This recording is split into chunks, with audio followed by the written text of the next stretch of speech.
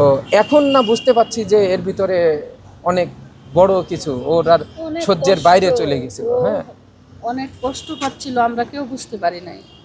ওই ওর বান্ধবীদের সব এই মেসেজ দেখে এখন বুঝতেছি যে বান্ধবীরা সবাই মেসেজগুলো ফেসবুকে দিয়ে দিছে। এখন বুঝতেছি যে কত কষ্ট সে লিখে গেছে ওর বান্ধবীদের কাছে, কিন্তু আমাদের কাছে কিছু বলে নাই।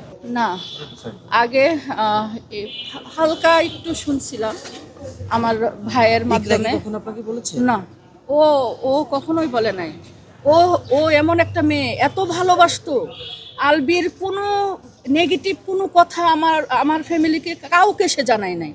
এত ভালোবাসতো সে, মানে তার না শুধু ভালোবাসার কারণেও না, আর একটা বিষয় ছিল যে আমরা এই বিয়েতে আমরা রাজি ছিলাম না প্রথম দিকে। রাজি ছিলাম না।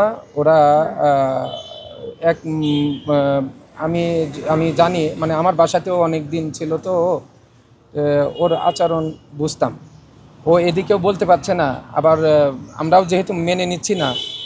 ওরা ওই আলভির মা ওকে খুব মানে ইয়ে করছিল, প্রভোগ করছিল যে তোমার কোনো সমস্যা নেই, তুমি চলে আসো, এইভাবে করে ওরা পালাইছিল আর কি। সে সময় আলভির মা জানতো, ওরা সবাই জানতো। অনেক দিন আমরা মেনে নেই নাই। তারপরে ওরা অনেক দিন পরে, কয় মাস পরে আমার বাসায় তো প্রথম আসলো, তাই না? ওই যে রাগারাগি মানে একটা অভিনয়ই করলো। ওরা বুঝতে পারলাম যে আমার শাশুড়ি আমার খুব অশান্তি করতেছে, আমি আর ওখানে যাব না। আমরা তখন মেনে নিই নাই, কিন্তু আমরা খালু তো, বাবা মা নাই। তখন আমার বাসায় মিরপুর ছিল, ও আমার বাসায় আসছিল। আমার বাসায় এসে কিছুদিন ছিল। তারপরে আবার ওকে আসলে ওইটা ছিল যে আমরা বললাম আচ্ছা ঠিক আছে, ভালো হয়েছে, চলে যাও। কিন্তু পরবর্তী দেখলাম ওইটাও আমাদের মন গলানোর জন্য এটা করছিল। তারপরেই ওই ফ্যামিলির এটা একটা কনস্পিরেসি ছিল আর কি। তারা আবার ইকরাকে, এবং যখন দেখলো যে এরা নর্মাল হয়েছে, তখন আমরাও আর আসলে বোঝাই সোজাই আর কিছু করার নাই, মেনে নাও, এভাবে আমরা মেনে নিয়েছিলাম।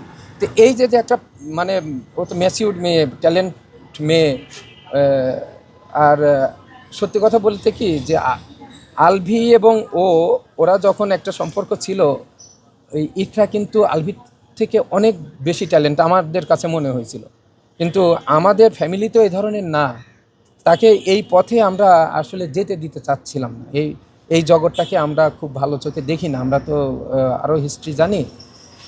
সেই কারণে আমার মেয়েটা আর কি এই জায়গায় এই এক্সপ্লোর করতে পারে নাই, করতে ও সচেষ্টও হয় নাই যে না ঠিক আছে আমরা কিছুটা হলেও রক্ষণশীল ধরনের চেষ্টা করি। ও ওই পথের থেকে ও আসছে, কিন্তু ওর স্বামীকে তো আর আমরা বাধ্য করতে পারি না বা ইয়ে করতে পারি না। তারপরেও আস্তে আস্তে এই পথেই মানে ওরা অ্যাডাপ্ট করে নিল ওদের কালচারটা। আমরা আর কিছু এরপরে আর বলতে পারি না, আমরা অ্যাজ ইউজুয়াল চলছিলাম। তো এর ভিতরে যতটুকু বুঝতে পারছি, জানি, আমি ব্যাংকে চাকরি করি। ওই আলভির শাশুড়িও আমার চেম্বারে আসছে, ও একটা ইন্স্যুরেন্স কোম্পানিতে চাকরি করে। আমাদের কাছে খুব ভালোভাবে ভালো কথা বলতো।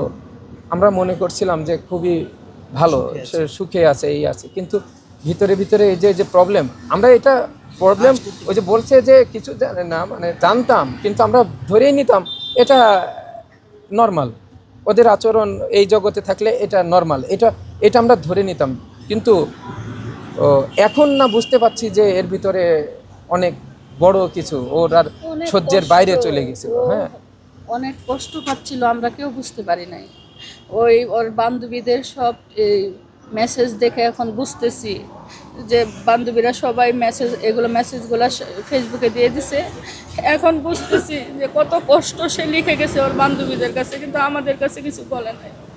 আমাদের কাছে বলে নাই, সব বান্ধবীদের কাছে মেসেজে লিখছিল, ওরা সব ফেসবুকে দিয়ে দিছে যে সে এত কষ্ট পাচ্ছিল, কিন্তু আমরা তাকে সাহায্য করতে পারি না, আমাদেরকে বলে নাই, আমাদের সাথে শেয়ার করে না। ও বেশ কিছুদিন আগে একবার মানে মেসেজ করে বলছিল যে আমি আসলে ভুল করে ফেলছি, তোমাদের কাছে মাপ চাই, আমার আর কোনো উপায় নেই, আমি আমার ডিসিশনটা খুবই ভুল ছিল, এই ধরনের কথাবার্তা বলছিল। না, ফোনে ফোনে ওই এই এটাও বেশি দিনের না, হয়তো 6 মাস 7 মাস হবে। এর ভিতরেই ওর স্ট্রাগলটা আসলে চলতেছিল, যা বুঝতে পারলাম। তখন ও রিয়েলাইজ, চেষ্টা করেন না ঠিক করার। হ্যাঁ, যখন এটা লিখলো যে আমি ভুল করছি তখন হ্যাঁ, আপনারা আমরা মনে করছি কি যে পারিবারিক তো অনেক রকমের প্রবলেম হয়। আচ্ছা আমরা যে ছোট করে দেখছেন ওই জিনিসটা। এইটা এইভাবে ও তো আসলে খুবই মানে ইন্ট্রোভার্ট, এই বিষয়ে আর কি ও নিজেকে কোনো কখনোই ইয়ে করতে চায় নাই, মানে আমাদের কাছে এটা লজ্জায় হোক একটা ওর মনের ইয়ের থেকে হোক আমাদের সাথে এটা শেয়ার করতে ওর বিবেকে বাধা দিছে আসলে। ওর বাবা ওই ইকরার বাবা এই যে এটা, হ্যাঁ, আর এই যে ওর মামা, দুই মামা। ভালো আছে? আছে, আমার ফুল চাইছে বলেন, ফিরে